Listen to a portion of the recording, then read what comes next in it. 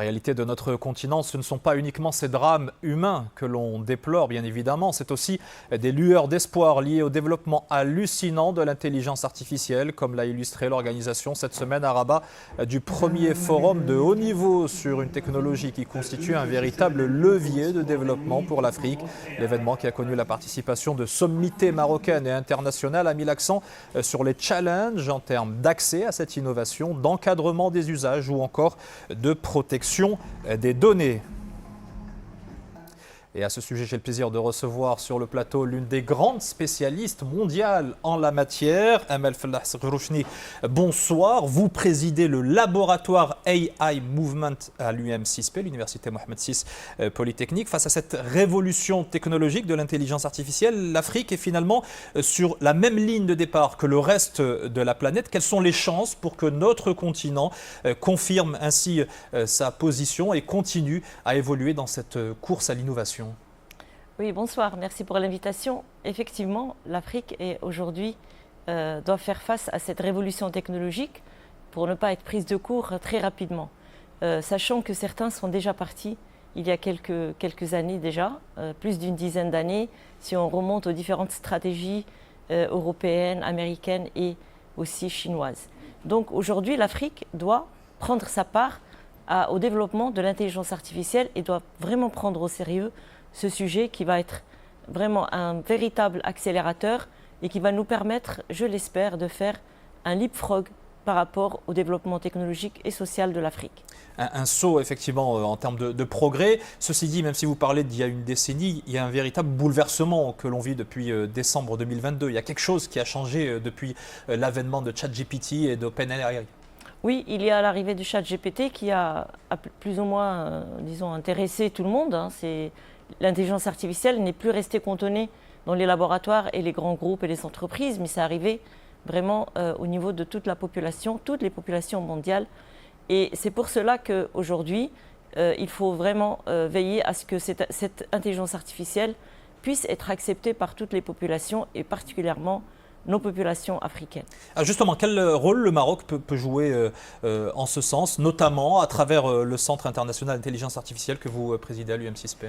Alors, justement, l'UM6P a été précurseur dans ce domaine puisqu'elle a organisé le premier forum d'intelligence artificielle en 2018 en collaboration avec l'UNESCO.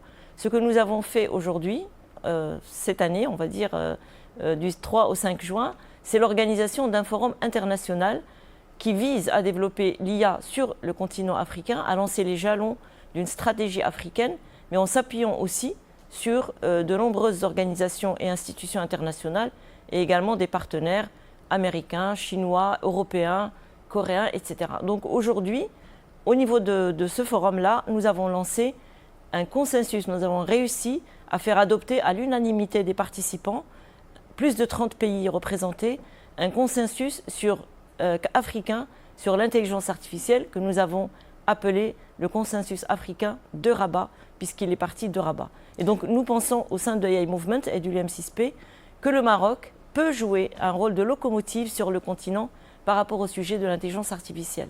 Et justement, lundi dernier, vous avez également signé une convention faisant de l'AI Movement, donc ce centre que vous présidez, un centre de catégorie 2 auprès de l'UNESCO. Qu'est-ce que ça signifie concrètement ? Alors l'UNESCO labellise des centres d'excellence, soit catégorie 1, soit catégorie 2. Catégorie 1, ça veut dire que la gouvernance est gérée par l'UNESCO. Et catégorie 2, ça veut dire qu'on est souverain. La gouvernance revient au centre et au pays, donc à l'État. C'est un accord tripartite entre AI Movement, l'UM6P, le ministère de l'Éducation et puis l'UNESCO. La directrice générale de l'UNESCO nous a fait l'honneur de signer par elle-même ce contrat à Paris et de nous l'envoyer. C'est pour cela qu'on a eu des signatures donc le jour du forum, le premier jour. Ça veut dire que l'UNESCO accorde une importance capitale à ce centre. Et c'est cela qui nous donne une légitimité sur le continent, puisque l'UNESCO ne labellise qu'un seul centre à la fois, par région, dans un domaine donné. Et donc pour nous, nous sommes le centre de l'UNESCO sur le continent africain pour l'intelligence artificielle. Référence continentale, faut-il le souligner. En matière d'intelligence artificielle, ce sera ma dernière question. En quelques mots, il y a deux écoles.